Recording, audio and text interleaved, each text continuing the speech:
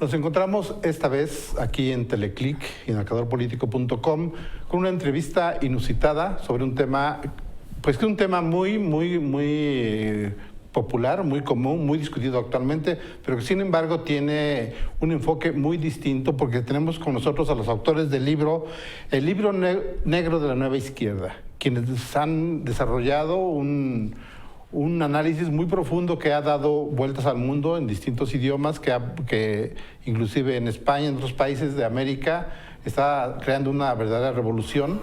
Ellos, los autores, están con nosotros esta vez. Está Agustín Laje, muy bienvenido. Muchas gracias. Nicolás Márquez, ambos son escritores de Argentina y están en una gira por México, en las principales ciudades durante estos días. Van a visitar distintos lugares y sobre todo van a hablar de lo que es el libro negro de la nueva izquierda. Nos acompaña en esta entrevista el señor Juan Dabdú, muy bien. quien es el presidente del Consejo Mexicano de la Familia.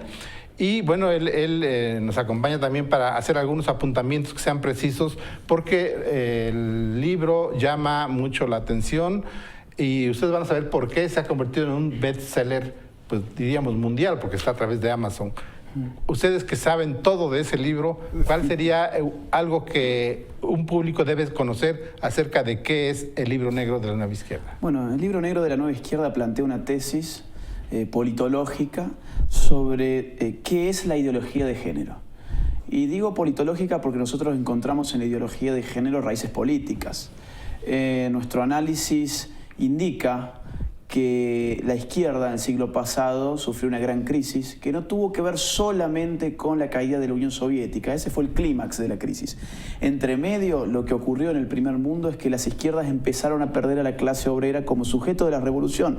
Sí. Los izquierdistas cada vez podían convocar menos obreros para sus marchas, para sus filas, para sus revoluciones.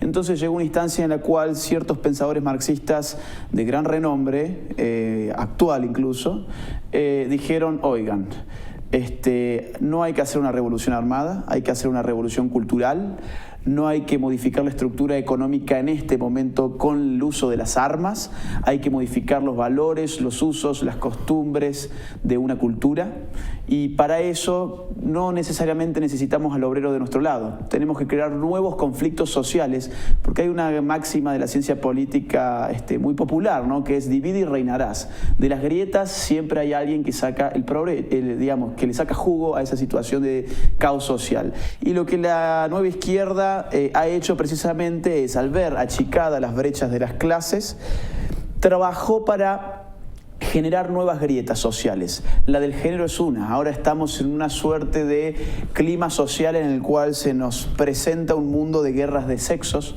donde los hombres estaríamos en guerra contra las mujeres y viceversa, donde los heterosexuales estarían dando una guerra contra los homosexuales.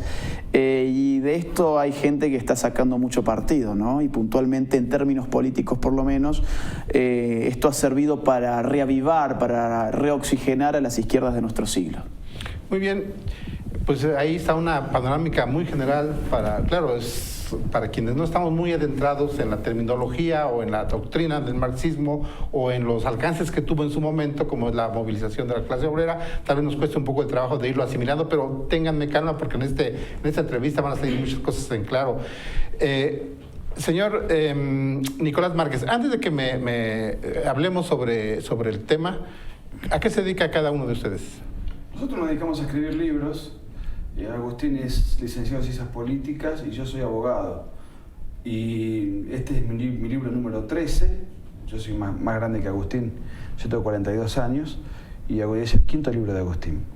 Siempre libros contracorriente, intentando irrumpir en contextos donde hay un clima de opinión dominante que no nos satisface y tratamos de lanzar algún trabajo para reavivar alguna polémica. Eso es un poco lo que nos ha caracterizado.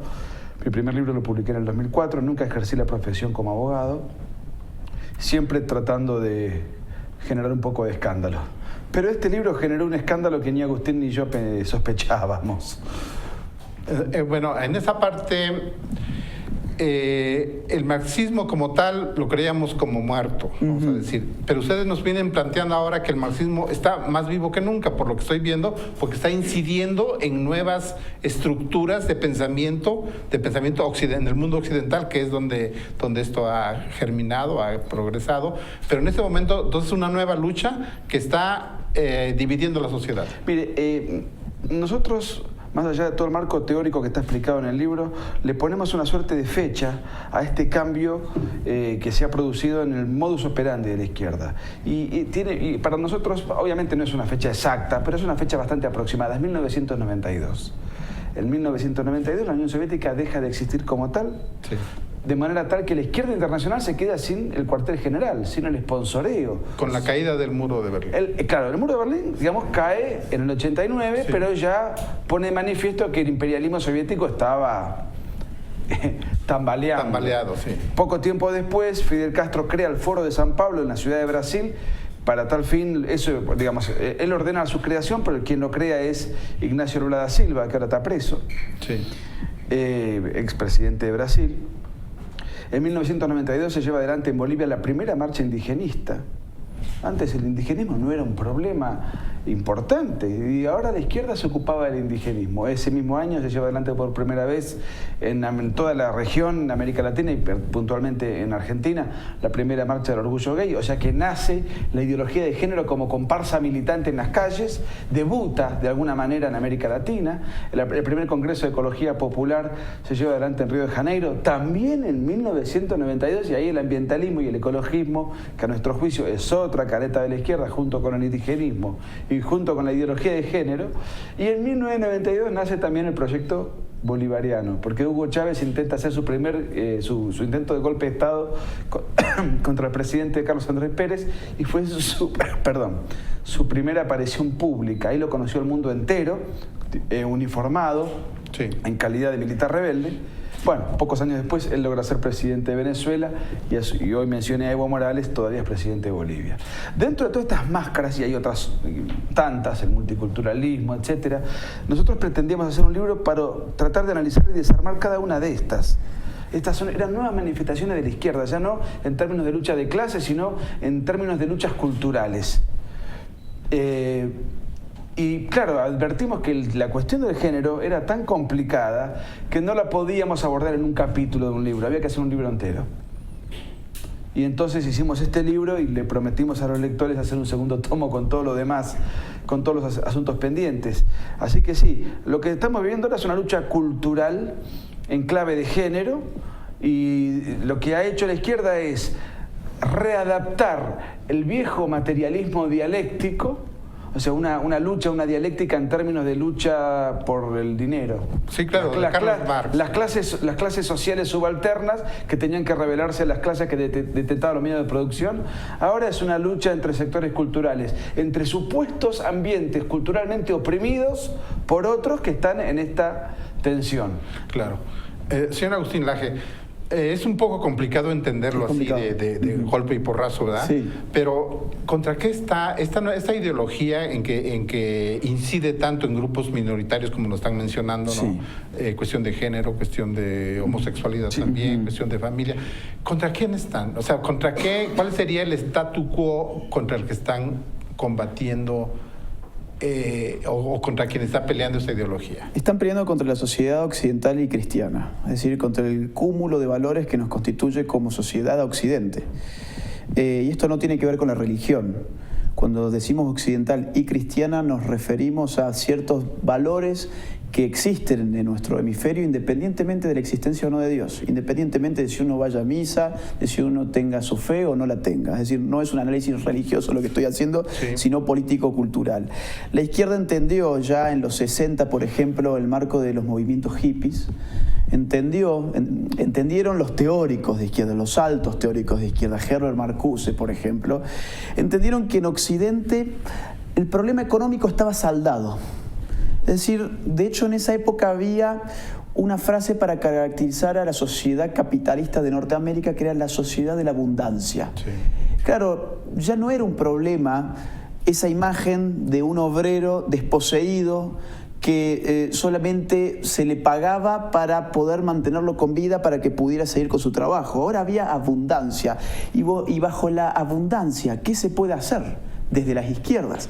Marcuse allí mismo, en esa época, en el año 64 puntualmente, escribe un libro llamado Eros y Civilización, donde dice: hemos llegado aquí a una instancia tal de riqueza que el socialismo ahora es posible, pero para hacer el socialismo tenemos que modificar la estructura de valores, tenemos que atacar las jerarquías, tenemos que atacar las costumbres de estos pueblos, tenemos que crear un nombre nuevo, en definitiva, que era, por ejemplo, una de las intenciones que tenía el Che Guevara, solamente que el Che Guevara, para crear ese hombre nuevo, se internaba en la selva con fusil en mano y daban la guerra armada. Marcuse no podía hacer eso en Estados Unidos porque no tenía reclutas, no había gente dispuesta a hacer eso. Entonces, la izquierda en esa época empieza a alentar incluso movimientos contraculturales, por ejemplo, el hipismo.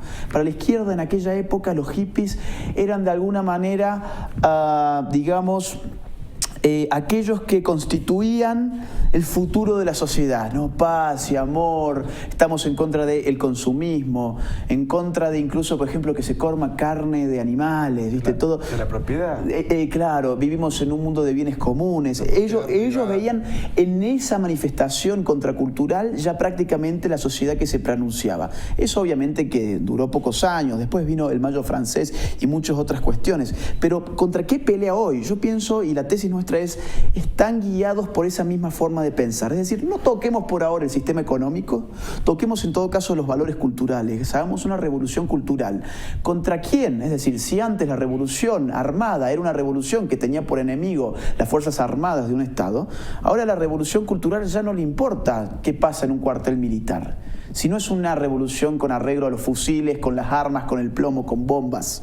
Es una revolución de ideas. Y para hacer una revolución de ideas hay que copar las universidades, cosa que ya están copadas. De hecho, nosotros, por ejemplo, con este libro se nos censura en prácticamente todas las universidades a las que vamos. Hubo un proceso judicial por censura en Costa Rica, por ejemplo, donde estuvimos hace 2 meses y lo ganamos, porque se nos censuró arbitrariamente, pues no les gustaba la tesis del libro. Aquí mismo en México, por ejemplo, ya hay gente del partido del PRD, Morena, del PRD Chihuahua, pidiendo que se nos aplique no sé qué artículo para echarnos de México. Para echarnos de México por venir a presentar un libro, te imaginarás. Entonces, tomar las universidades, la intelectualidad, por eso las izquierdas se alejan de las fábricas y pasan a ocupar las cátedras. Tomar los medios de comunicación. No es fácil venir a medios de comunicación con estas propuestas. No es para nada fácil. Los periodistas... Por eso estamos particularmente agradecidos con el espacio. Sí, desde ya que estamos agradecidos siempre infinitamente con personas y con medios como este que se animan a dar voz a las mayorías silenciosas, porque estamos seguros que mucha gente que está mirando estará de acuerdo con nuestro enfoque, pero no tiene un medio de comunicación propio ni un espacio político. Bueno, aprovecho para invitar a quien esté con nosotros, pueden mandarse a opinar, a participar, ahí en las redes sociales, y nosotros esperamos que se comuniquen. Señor Juan Dadú, mencionaban ellos que el statu quo o lo que ha prevalecido como cultura occidental tiene un cristianismo. Y ustedes, como defienden a la familia, su posición creo que es muy clara para los mexicanos porque han dado por todo el país también. ¿Qué opina o cómo ven ustedes ese libro? ¿Cuál es su interpretación? Mira, pues la verdad es que precisamente nosotros somos los que invitamos a Agustín y a Nicolás a venir aquí a México y organizamos esta gira por 20 días en 10 ciudades. Porque lo que estamos viendo es un desgaste muy fuerte actualmente en México entre lo que nosotros identificamos como gente pro familia y la comunidad LGTB y el feminismo radical. Y hasta ahorita pues el problema es que nos hemos estado enfrentando en debates en los medios masivos de comunicación. Hay una confrontación en el Senado porque con el Consejo Mexicano de la Familia precisamente presentamos una iniciativa ciudadana, la primera en la historia de México, para proteger el matrimonio y la familia. Sin embargo, 3 meses después viene el presidente de la República y presenta una iniciativa propia, que es exactamente todo lo contrario a lo que la ciudadanía presentamos. Y entonces, bueno, eso empieza a generar un encono que ha ido creciendo y sentimos que la única forma que esto se puede solucionar es que haya un diálogo, no una confrontación, no un debate. Claro. Y entonces, para tener un buen diálogo, lo que necesitamos es tener información sólida, información verídica, para poder dialogar sobre cosas objetivas. Claro. Porque si cada quien va a venir a platicar de lo que cree, de lo que siente, de lo que piensa, pues hay 1000 sentimientos y 1000 formas de pensar. Entonces, la invitación a los muchachos es que el libro tiene, además de que está muy bien explicado, está muy bien documentado, y entonces ya a partir de esto podríamos empezar un diálogo más sólido.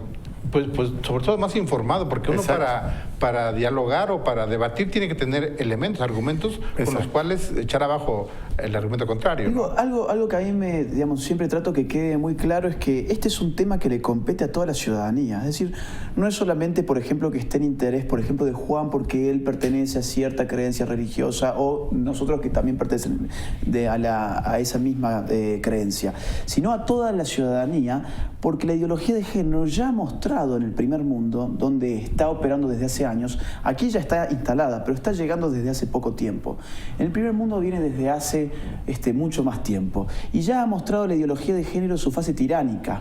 Es decir, esto es un problema de libertades individuales.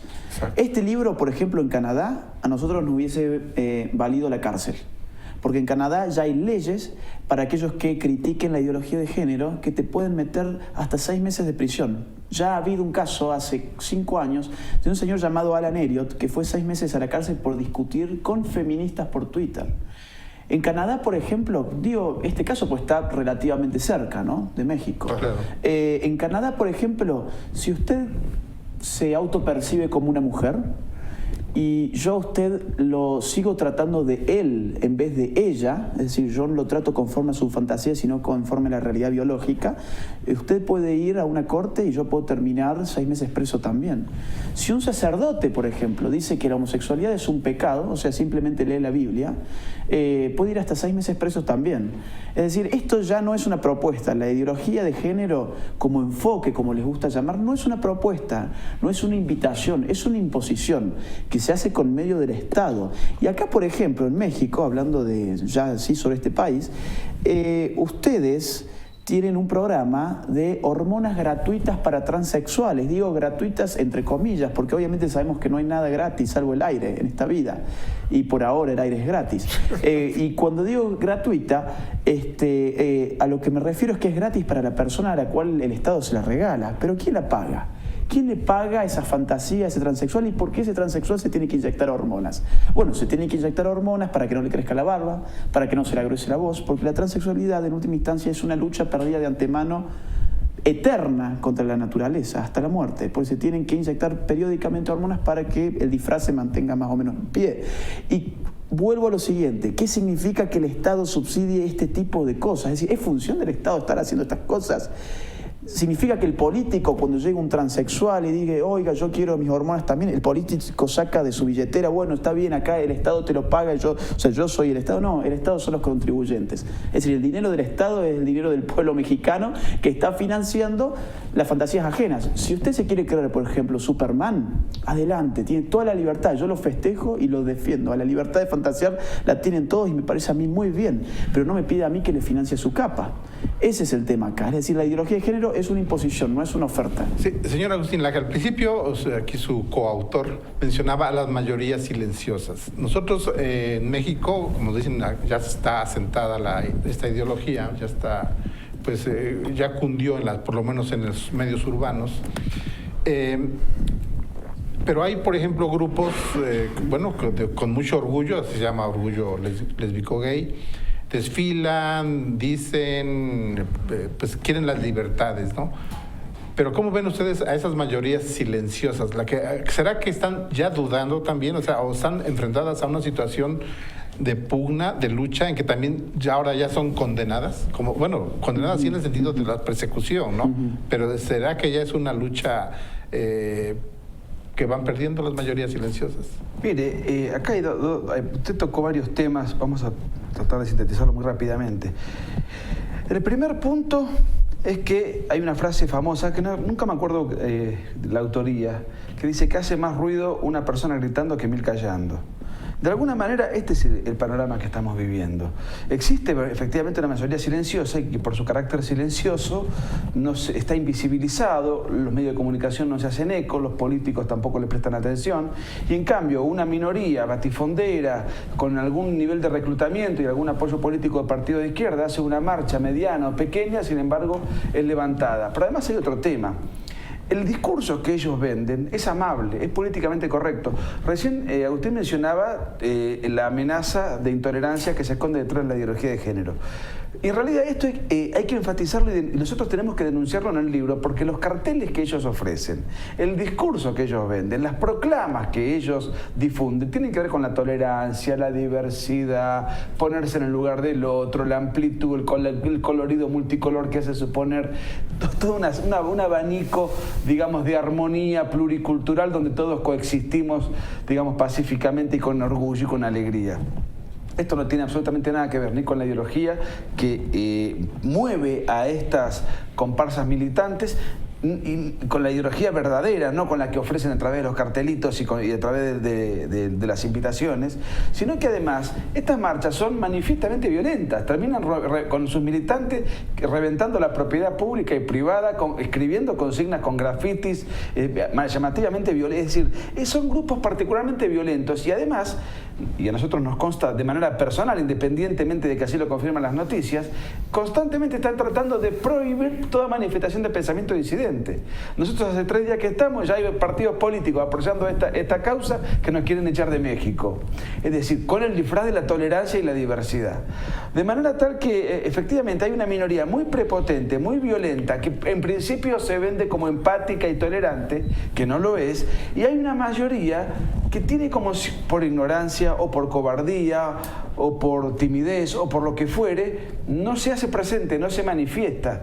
Y entonces, claro, van ocupando lugares, van ocupando protagonismo estas minorías batifonderas y de alguna manera, digamos, las mayorías silenciosas no se conocen entre sí, pero de todas maneras subterráneamente existe una necesidad de leer algo alternativo.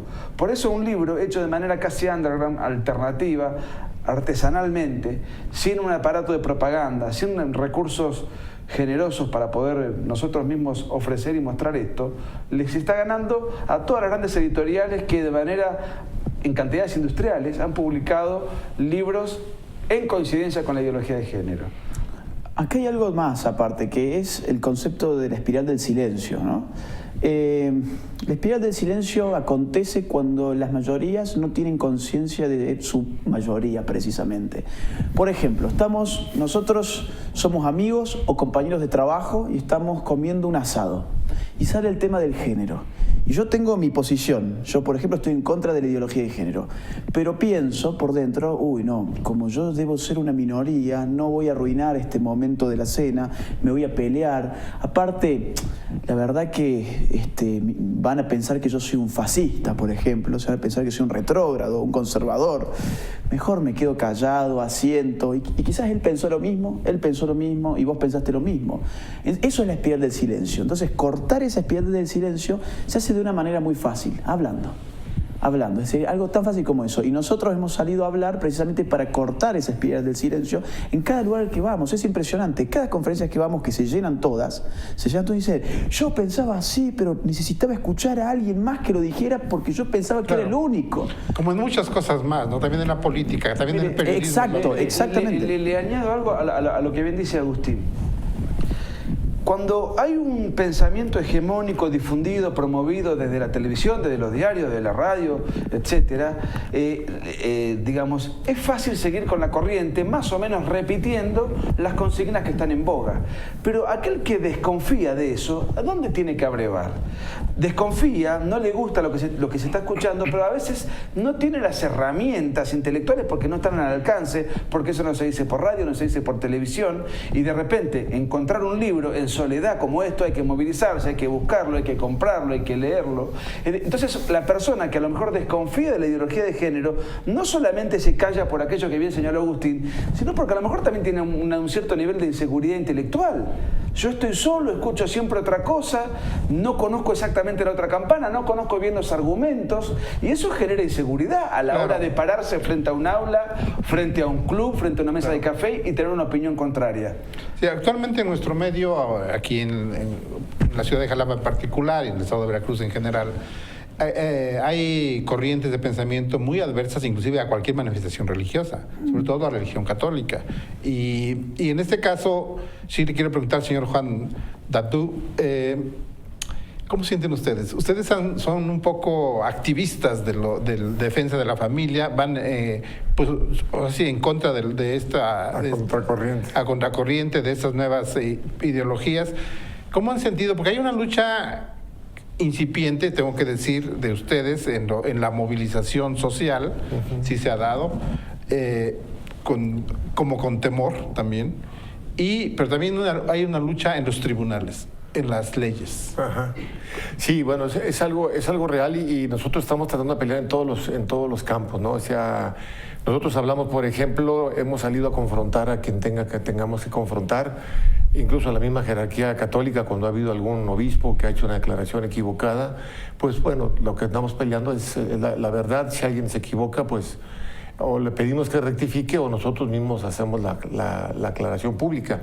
O la misma Suprema Corte de Justicia, que tenemos una Suprema Corte que está conformada básicamente por activistas más que por jueces, donde las interpretaciones que hacen de las leyes pues definitivamente se alejan de la realidad. Tenemos un choque brutal entre la interpretación que hace el matrimonio la Suprema Corte de México y el Tribunal de Estrasburgo, que es el Tribunal de Derechos Humanos más importante del mundo. Está conformado por 47 países. Y el Tribunal de Estrasburgo dice, interpretando los mismos tratados internacionales que México tiene firmados sobre derechos humanos, dice tres cosas. El matrimonio solamente se puede entender entre un hombre y una mujer. Segundo, no existe un derecho al matrimonio entre personas del mismo sexo. Y tercero, si el Estado niega el matrimonio a una pareja del mismo sexo, no está discriminando. Ve uno las sentencias de la Suprema Corte de México y es exactamente todo lo contrario. Algo está pasando. Y fuimos y clausuramos la Suprema Corte de manera simbólica, pidiéndole a la Corte que tuviera un diálogo con la sociedad civil para tratar de entender por qué esa discrepancia tan brutal que existe. Porque nosotros leemos los tratados internacionales y coincidimos con Estrasburgo. Entonces, sí hay una situación importante en el país que básicamente lo que los muchachos dicen es, coincidimos con ellos, hay que salir a dar la cara, hay que salir a hablar de lo que queremos y de lo que creemos. Si nos seguimos quedando callados, pues vamos a ser aplastados por esta situación. Pues es interesante porque, bueno, aquí en este mismo foro hemos tenido a grupos de lésbico-gays que vienen a defender sus posiciones. Y sí me llama la atención, esto parece ser un grito de los que no dan los silenciosos. Este libro que está revolucionando y que está ganándose muchos adversarios, ¿no? Y yo creo que pues es una discusión, siento que va para largo. Te cuento una cosa, este libro lo leen mucho los gays también, sí, pero homosexuales que no están a favor de la ideología de género. Porque nosotros tenemos un problema con la ideología de género, no tenemos un problema con los homosexuales. Es diferente, hay que marcar esa diferencia. Hay que aclarar muy bien eso, es decir, incluso si uno se mete, por ejemplo, en mis redes sociales o en las redes sociales de Nicolás, sí, va a haber muchos lectores nuestros que son homosexuales y que les encantó el libro porque no se dejan usar por la izquierda. Dicen, oigan, si yo tengo esta orientación sexual, ¿qué tiene que ver esto con la política? ¿Por qué me quieren politizar? ¿Por qué quieren que yo salga a marchar con la banderita multicolor y con la remera del Che Guevara que creó un campo de concentración para exterminio de homosexuales? Para reeducación de homosexuales, perdón. Para reeducación de homosexuales. Exterminio mental. Exterminio, sí. Era un campo donde lo exterminaban era en la China comunista, que primero se los castraba y si reincidían después se los mataba. Entonces, verlos hoy que marchan y le meten la imagen del Che, bueno, hay muchos homosexuales que dicen, yo esto no me presto. Yo con la ideología de género no quiero saber absolutamente nada.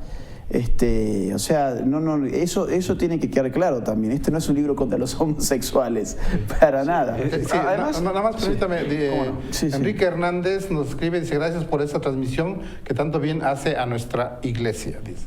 Luz Guevara dice, excelente entrevista. Gracias. Gracias. Ese es un foro que pueden utilizar. Nuestro auditorio siempre está abierto a todas las corrientes de pensamiento.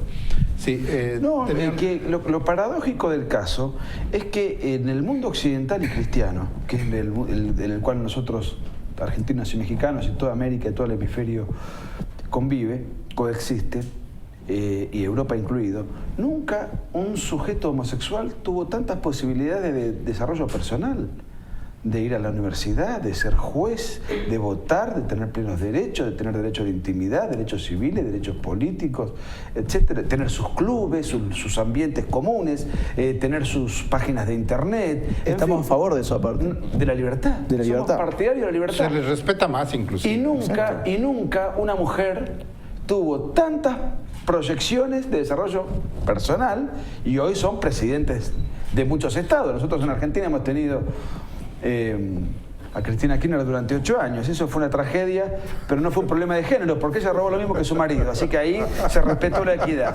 Pero independientemente de las cuestiones inherentes a la institucionalidad... También en Brasil andan por ahí. En Brasil, Bachelet tiene también tiene otras cosas para contarnos.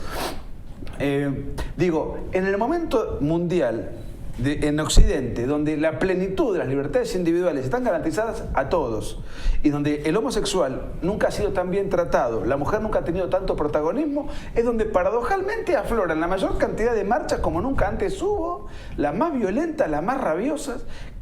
¿Esto es un reclamo que obedece a una necesidad de la realidad o es una necesidad generada por el veneno ideológico inyectado por determinados intereses políticos que los utilizan, los ideologizan y los mandan a la violenta militancia? Una paradoja. ¿Cómo es la vida del homosexual y de la mujer en Medio Oriente?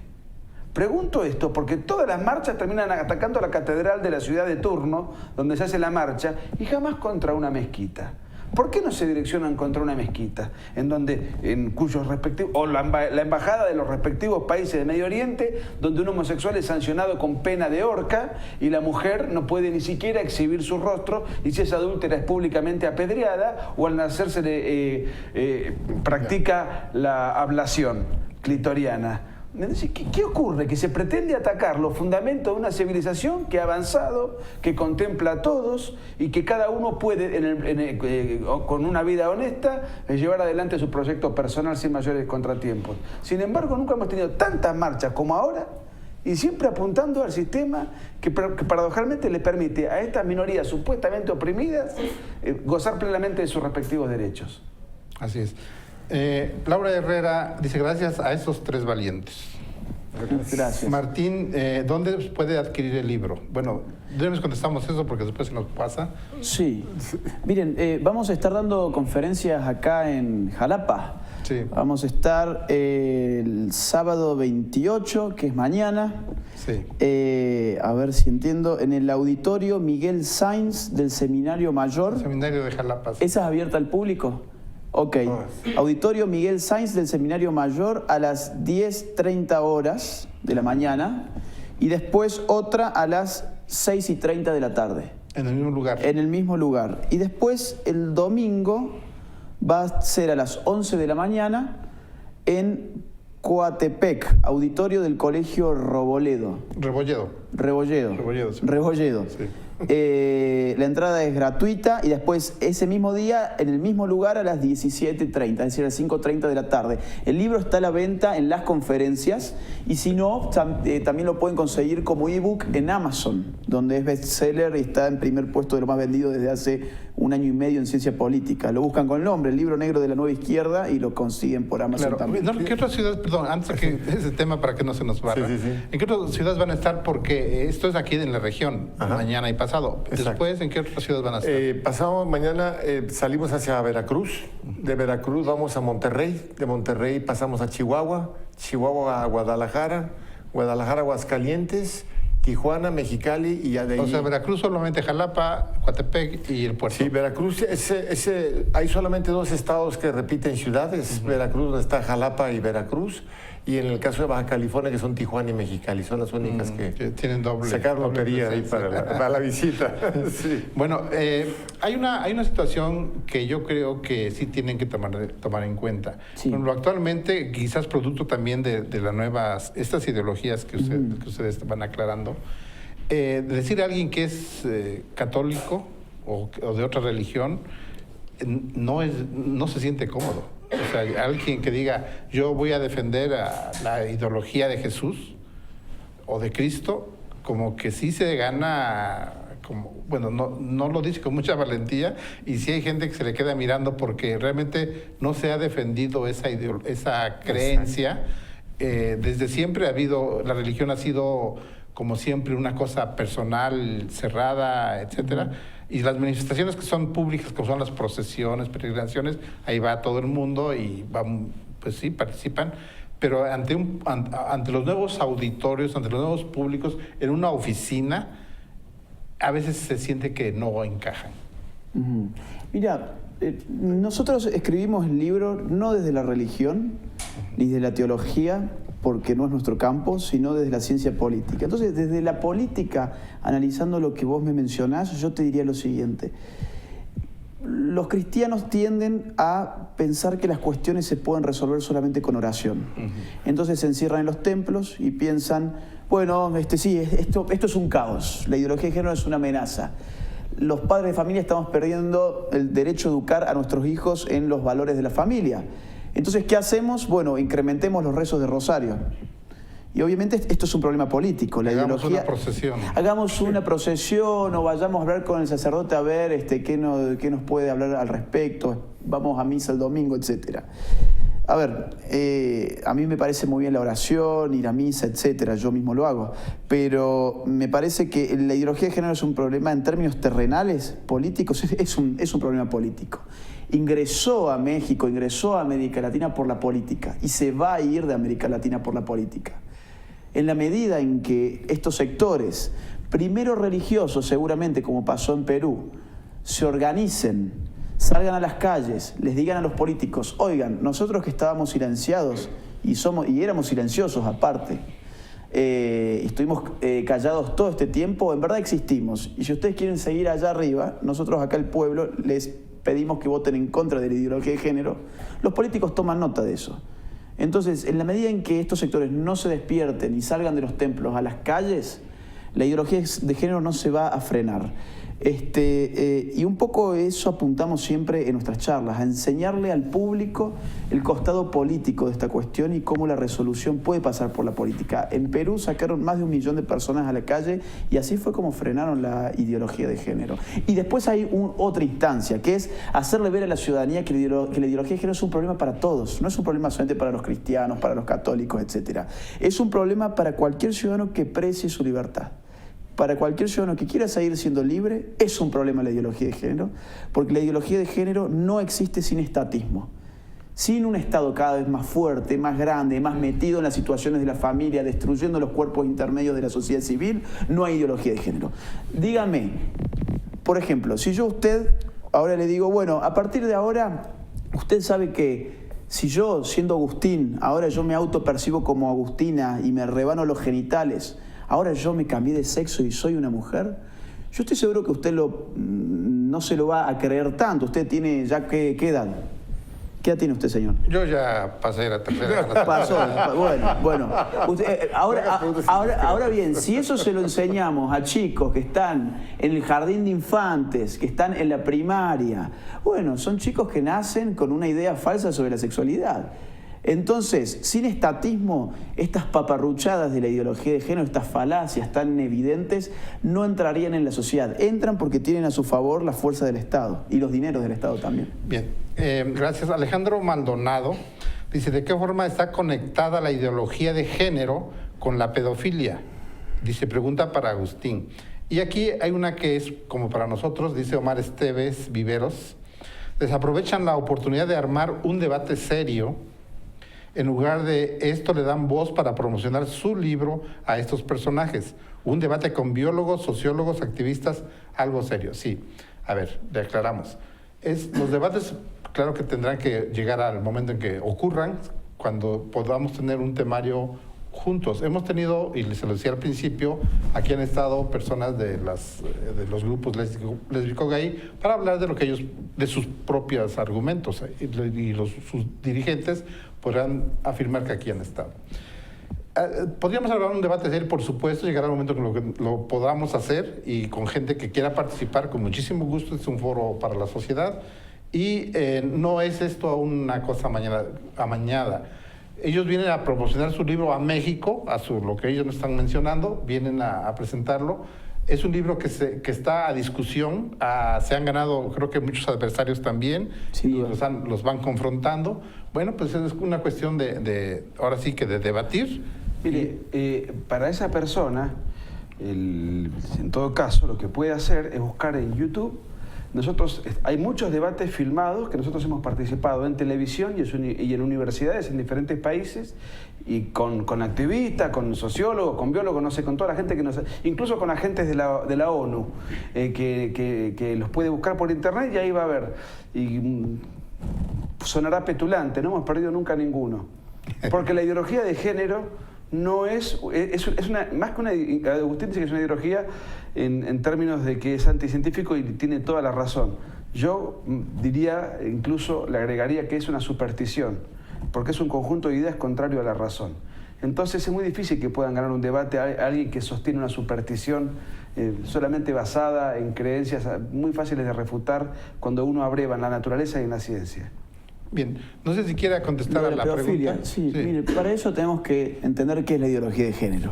Estamos hablando de la ideología de género y no hemos dicho bien qué es. La ideología de género es un conjunto de ideas anticientíficas que con propósitos políticos desarraigan a la sexualidad humana de su realidad natural y explican la sexualidad humana sencillamente por la cultura. ¿Esto qué significa? Bueno, que ahora la variable significativa a la hora de explicar la sexualidad humana pasa a ser las relaciones culturales, pasa a ser la sociedad, la cultura, la construcción cultural, como se dice. Y obviamente el antídoto hacia esa opresión es la autopercepción. Yo me libero de esta sociedad que me obligó a ser hombre, vestirme como hombre, tener el pelo como hombre, autopercibiéndome, por ejemplo, como una mujer. O, ¿por qué no, por ejemplo, autopercibiendo como un gatito? Que es algo que ya existe en Europa, se llama transespecie. O ¿por qué no autopercibiéndome como un nene de 6 años? Que también existe. Que bueno, también, eso es más común.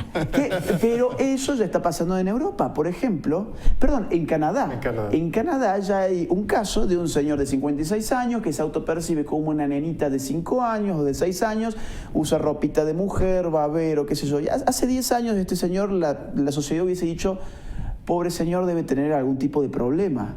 Y hoy, en cambio, los medios ponen la noticia: bravo, se liberó, es una niña que está metida en un cuerpo de un hombre de 56 años, tiene derecho a ser incluida en la sociedad, y ese derecho incluye, por supuesto, el derecho de ir a un kindergarten, ¿no? A un jardín de infantes. Y ese señor hoy en día va a un jardín de infantes, frente a todo el peligro que significa para los chicos. Pero más allá de eso, en la filosofía misma de la ideología de género, que significa desarraigar a la sexualidad de su naturaleza, desarraiga por añadidura todos los límites, porque la naturaleza es la que nos limita. Yo no me puedo tirar del 10º piso, no por un precepto cultural, sino porque la ley de la gravedad me va a hacer estrellar contra el piso.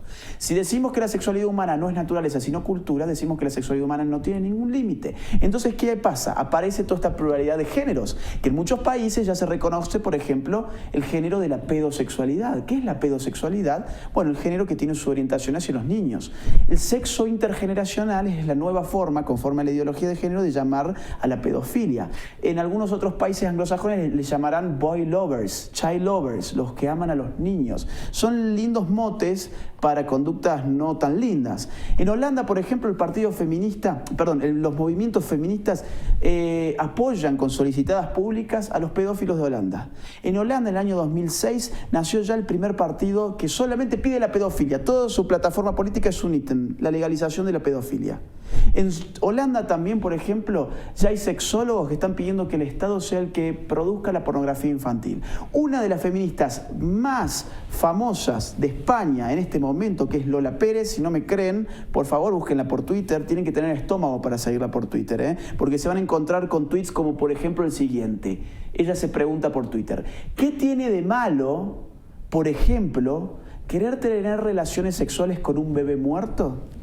Y claro, ¿qué tiene de malo si la sexualidad queda librada al arbitrio de la cultura? Ninguno. Tendría algo de malo si hay algo de natural en nuestra sexualidad, que es precisamente con lo que barre la ideología de género. Así hay ejemplos en todo el primer mundo sobre cómo la NAMBLA, por ejemplo, es la internacional pedófila más importante que tiene sede en los Estados Unidos. Otra vez, si el público tiene estómago, entren en su página web, es NAMBLA, búsquela por Google, NAMBLA, N-A-M-B-L-A, es una página de pedófilos. Lean sus notas, lean sus artículos, que todos obviamente tienden a legitimar y normalizar la pedofilia, y van a ver todos los argumentos de los ideólogos del género plasmados allí mismo. ¿Por qué? Porque, quiera sea o no, la ideología de género le abre las puertas a las peores perversiones, incluyendo la zoofilia, que ya ha sido legalizada en Canadá hace más o menos 8 meses, es decir, las relaciones sexuales con las bestias. Y en Suecia, por ejemplo, ahora se está pidiendo la legalización de la necrofilia, es decir, las relaciones sexuales con los muertos, y el incesto, es decir, las relaciones sexuales con los familiares próximos. ¿Conforme a qué? Conforme a los argumentos de la ideología de género, por supuesto. No hay límites. Sí, bien, gracias. Señor Nicolás Márquez, a mí, bueno, yo en mis tiempos de estudiante estudié filosofía, las distintas corrientes filosóficas. No me queda claro, a pesar de eso, cómo en este momento a un gobierno le puede convenir o puede preferir inclinarse por una ideología, como se le llaman, neomarxista, o la nueva izquierda. Neomarxista. ¿Por qué tendría que ocurrir eso? Y no habría una mezcla aquí de intereses, por ejemplo, que el capital va corriendo en un sentido y esta cultura va en otro sentido. O sea, ¿cómo vamos a compaginar estas cosas? Bueno, lo que usted dice es algo clave, y aparte inclusive hasta con sus gestos en las manos cruzando ambas corrientes, usted mismo ha respondido lo que me está preguntando. Mire, cuando cae el muro de Berlín, el mundo occidental, lo que hoy podríamos definir como el mundo demoliberal, que hoy estaría representado más o menos con los partidos del centro derecha en América y en Europa, en contraste con los partidos socialdemócratas, digamos, ¿qué hicieron? Se dedicaron a festejar. Cayó el muro de Berlín, cayó la Unión Soviética, cayó la economía planificada y centralizada, ahora el mercado, las libertades individuales. Esto es lo que se va a imponer. Incluso de ese año, 1992, que está muy mencionado en el libro porque nos parece un año que es un quiebre, salió un libro que fue de Francis Fukuyama, que hablaba del fin de la historia del último hombre, casi como que es un triunfalismo, es el fin de la historia, es el fin del conflicto. La centro-derecha solamente se dedicaron a celebrar que el mercado había ganado y solamente estudiaron las reglas del mercado durante la Guerra Fría. Esa guerra se ganó en lo intelectual, se ganó en el plano político, se ganó en el plano económico y después se dedicaron a festejar. La izquierda se dedicó a reconvertirse, asaltó las universidades con mucha habilidad, las universidades y puntualmente las facultades de humanidades, las facultades relacionadas con la comunicación, con el derecho, con la filosofía, con la historia, etcétera, etcétera, empezó a reconvertirse al librar una batalla cultural. El centro derecha no supo responder, no supo entender, no supo reaccionar. ¿Y qué hizo el centro derecha tradicional de los partidos? Se dedicó a repetir acríticamente lo que el progresismo cultural le ofrecía. Con tal de que ellos ahora aceptan el mercado, ya a mí no me interesa discutir en los demás terrenos, o por cobardía, o por falta de tacto político, o por falta de reacción, o por lo que fuere. Por eso, en este momento, aparecen en escena en el mundo muchas expresiones descontentas con esta suerte de hegemonía, de aburrimiento, de monotonía en el debate, y aparece hoy en muchos lugares del mundo lo que se conoce como la derecha alternativa, que está fuertemente avanzando en muchos lugares de Europa. En el Parlamento Europeo tienen un bloque con cientos de diputados y casi diría que Donald Trump forma parte de esa expresión de esa derecha alternativa. Entonces, estamos en una etapa de transición, en donde un centro derecha que no supo reaccionar ante la embestida cultural y se quedó celebrando el libre mercado, empieza a perder terreno ante una derecha alternativa que empieza a satisfacer la demanda de un sector poblacional que se había quedado sin un partido político que lo satisfaga. Complicado, ¿eh? Es complicado porque hay un ingrediente más, que son el poder de las organizaciones internacionales. ¿Qué ganan los gobiernos? Muchas veces no ganan más que acatar órdenes que vienen no del pueblo, sino de arriba, no de abajo, sino de arriba. ¿Pero quién podría ser de más arriba? ¿Sería La ONU. El Banco Mundial. Incluso en uno de los debates que dijo Nicolás que tuvimos con un agente de la ONU, en verdad ella se reveló después como agente de la ONU porque era burócrata del Ministerio de Salud de Perú, en un canal de televisión. Y al final, cuando estaba muy acorralada porque ya no sabía qué más decir, dijo, no, bueno, pero nosotros tenemos que cumplir lo que nos han dicho desde la ONU que teníamos que hacer acá en Perú. Dijo, esto está en YouTube. Está en YouTube para la persona que quiere un debate. Esto es un mandato de la ONU para todos los países de la región y esto es lo que hay que hacer. Por lo menos es algo que nos aporta, bueno, en este caso a la realidad mexicana. Nosotros a veces somos inocentes ante tantos mecanismos internacionales. Digamos, antes lo percibíamos por el Banco Mundial, que dice, te voy a prestar tantos miles de millones si tú pones esta política educativa, por ejemplo. Exacto.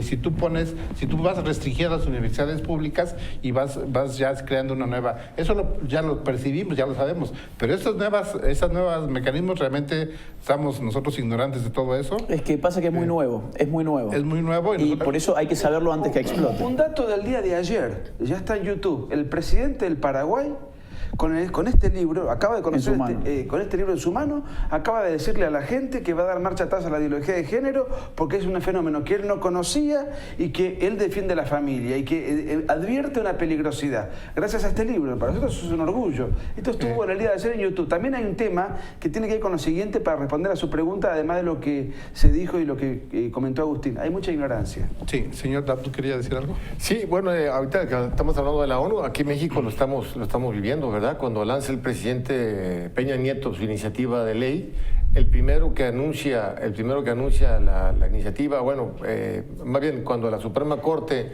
reconoce el matrimonio entre personas del mismo sexo, quien da la noticia es el representante del Alto Comisionado de Derechos Humanos de la ONU aquí en México. O sea, no fue un mexicano. Fue un representante de las Naciones Unidas el que está dándole la noticia a los mexicanos de que ahora ya se pueden casar. Tendremos que irnos aleccionando. Casi estamos ya por terminar. Voy a leer las participaciones.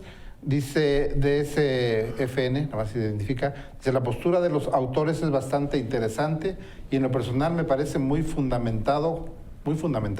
Comparto su idea, ojalá cobre fuerza, felicidades. Gracias. Luego Juan Pablo Acosta dice, excelente trabajo el que están realizando. Adelante con la razón y la verdad. Gracias. Jorge Revilla, eso es para nosotros, dice, ¿cómo pueden debatir solo hombres sin ninguna mujer? Voy a repetir. Ellos son los autores del libro que están presentando en México y en muchos países lo han presentado. El libro negro de la nueva izquierda. Y por eso vienen invitados, también por el señor Juan Dadú, y nosotros les dimos espacio. No estamos haciendo un foro ni un debate, esto es algo circunstancial, porque pasan por Jalapa hoy, mañana, están en Coatepec también, pasado mañana, luego en Veracruz, y se van a otros estados de la República. Nosotros no estamos haciendo un debate específico sobre el libro, sino solamente una especie de presentación. Aparte, ¿cómo asumen nuestro género? Eso es un crimen de odio. Eso es un crimen de odio. Él está asumiendo que somos hombres. ¿Cómo sabe cómo me autopercibo yo? Bueno, eso los dejo a ustedes. Aquí dice Enrique Hernández, dice, estoy de acuerdo con lo que este señor Agustín está diciendo. Solo le quiero decir que está condenado al fracaso si no antepone la oración y la Eucaristía. No descuide la oración, mi hermano. Paz y bien. Bueno, gracias. Opina. Solamente para terminar, empezamos con usted, algo que para finalizar nuestra transmisión de hoy. Gracias. Bueno, básicamente invitar a la sociedad civil a que se involucre en esta cruzada por defender sus valores. Es importante que alcen la voz, no es necesario recurrir a la violencia, pero sí es importante que la gente participe. Hay gente que se siente muy tranquila porque se dedica mucho a su familia, pero si nos encerramos en nuestra casa, si nos preocupamos solamente por lo que pasa dentro del hogar, estamos dejando que el entorno se descomponga como ya se está descomponiendo, y lo que va a terminar haciendo su familia es convertirse en una isla en la que no va a poder convivir como debería. Bien, muchas gracias. Señor Nicolás Márquez. Mire, le agradezco el espacio. Nosotros estamos haciendo una tarea terriblemente agotadora. Los que se quejan de que no hay debate, les vuelvo a repetir, hay muchos debates en Internet, en varios países. El último se dio en Bolivia y las feministas que iban a hacer nuestra contraparte, finalmente no quisieron debatir. Hay un montón de debates y acabamos de llegar hace media hora de viaje. Es decir, la gente exige demasiado. Y además, por otra parte, estoy seguro de que en todos los programas de televisión escuchan la voz opuesta. Que haya media hora o una hora de generosidad que usted nos concede para poder mostrar esta propuesta, me parece que hay demasiados que rezongones. Es que somos plurales. Sí, así debe ser. Y invitamos a la gente, a los que en principio coinciden con lo que estamos diciendo, a que lo lean, obviamente. Y a los que no coinciden, también a que lo lean, porque ahí hay 300 páginas muy documentadas. Nosotros acá estamos hablando a grandes rasgos. Y en todo caso, después, nosotros estamos abiertos en las redes sociales, pueden debatir con nosotros directamente, de manera personal, a través del Twitter, a través del Facebook. Siempre estamos dialogando con los que quieren apoyar esta propuesta y también con los que no nos quieren a nosotros. Bien, señor Agustín Laje. Bueno, yo creo que la libertad está en juego. La ideología de género es una afrenta contra las libertades individuales. La buena noticia de todo esto es que todavía se puede hacer algo en América Latina. En el primer mundo ya es muy difícil ir en contra de todo esto y hay países que lo están haciendo. México es uno de estos. Así que espero que la gente rompa con esa espiral del silencio y se dé cuenta que si no sale a las calles, si no defiende a la familia y pide más familia y menos Estado, entonces va a llegar el día en que sus propios hijos le van a consultar qué hizo cuando había que hacer las cosas. Muy bien, pues sí, como medio de comunicación tenemos que explicar a nuestro auditorio que ellos llegaron a Jalapa ahorita ya tendrá hora y media o algo así. No estábamos ni siquiera seguros de que pudieran llegar a tiempo, como se había ya anunciado la entrevista, pero bueno, agradecemos que hayan estado acá y es una voz que ustedes pueden tomar, pueden disentir, pueden discutir y pueden dirigir también a sus redes sociales con ellos para aclarar algún punto que les haya quedado no claro o que quieran ustedes rebatirlo. Agradecemos al señor Agustín Laje su presencia. Muchas gracias. Señor Nicolás Márquez, ambos escritores argentinos, que con el libro negro de la Nueva Izquierda, al señor Juan Dabdú, que nos acompaña y que estuvo con nosotros esta noche. Muchas gracias, Joaquín. Gracias. Les invitamos a que continúen en el Mercador Político y a través de Teleclic con nuestras transmisiones. Gracias. Hasta pronto.